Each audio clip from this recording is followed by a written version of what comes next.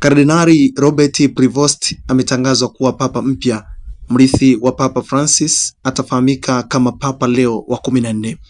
Robert Prevost mwenye umri wa miaka 69 atakuwa kiongozi wa 267 kwenye kiti cha enzi cha Mtakatifu Petro na atajulikana kwa jina hilo la Leo 14.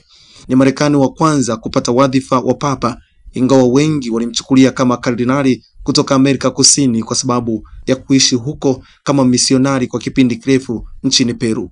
Wasifu wake unaeleza juu ya kuwa mchapakazi na mwenye upendo. Inaelezwa ana uraia wa Peru, lakini pia anasifika kwa kuunganisha waliotengana. Robert Prevost ni mzaliwa wa Chicago mwaka 1955. Alihudumu kama kijana wa altare na aliwekwa wakfu wa kuwa padre mwaka 1982.